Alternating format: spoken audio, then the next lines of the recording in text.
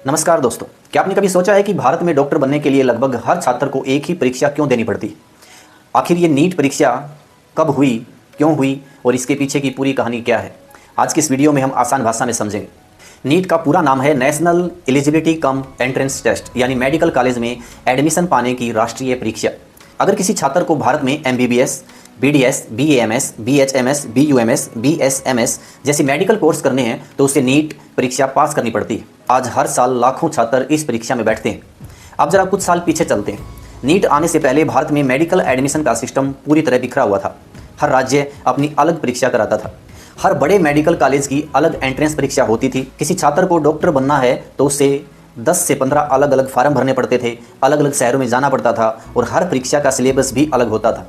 इससे छात्रों पर बहुत ज़्यादा तनाव, समय की बर्बादी और पैसों का बोझ पड़ता था। नीट परीक्षा शुरू होने से पहले कई प्राइवेट मेडिकल कॉलेजों पर गंभीर आरोप भी लगते थे। कहा जाता था कि भारी डोनेशन लेकर सीट दी जाती है, पैसे वालों को फ़ायदा मिलता है और मेरिट वाले छात्र पीछे रह जाते हैं। यानी मेडिकल एडमिशन सिस्टम में पारदर्शिता की कमी थी।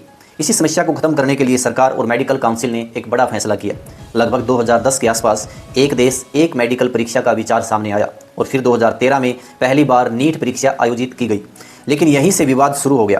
कई राज्यों ने इसका विरोध किया। कुछ राज्यों का कहना था हमारे राज्य का सिलेबस अलग है, ग्रामीण छात्रों को दिक्कत होगी और राज्यों के अधिकार कम हो जाएंगे। इस विरोध की वजह से 2013 में सुप्रीम कोर्ट ने नीट परीक्षा को रद्द कर दिया। इसके बाद फिर से अलग अलग मेडिकल परीक्षाएं शुरू हो गई, लेकिन मामला यहीं खत्म नहीं हुआ। 2016 में सुप्रीम कोर्ट ने अपना पुराना फैसला बदल दिया और नीट को दोबारा लागू कर दिया और तभी से पूरे भारत में मेडिकल एडमिशन के लिए नीट अनिवार्य बन गया। आज नीट भारत की सबसे बड़ी प्रतियोगी परीक्षाओं में गिनी जाती है। हर साल लाखों छात्र इसमें शामिल होते हैं। परीक्षा में मुख्य रूप से 3 विषय पूछे जाते हैं, फिजिक्स, केमिस्ट्री और बायोलॉजी, और अधिकतर प्रश्न NCERT आधारित ही होते हैं। नीट आने के बाद कई बड़े बदलाव हुए, जैसे अब छात्रों को केवल एक ही परीक्षा देनी पड़ती है, एडमिशन प्रक्रिया ज़्यादा पारदर्शी हुई है, देश भर के छात्रों को समान अवसर मिलने लगे हैं। हालांकि नीट को लेकर आज भी बहस होती रहती है। कुछ लोग कहते हैं परीक्षा बहुत कठिन है, कोचिंग का दबाव बढ़ गया है और छात्रों पर मानसिक तनाव भी बढ़ा है। फिर भी आज डॉक्टर बनने का सबसे बड़ा रास्ता नीट ही माना जाता है। तो दोस्तों, अब आप समझ गए होंगे कि नीट परीक्षा क्या है, क्यों शुरू हुई और यह कैसे पूरे भारत की मेडिकल शिक्षा का सबसे महत्वपूर्ण हिस्सा बन गई।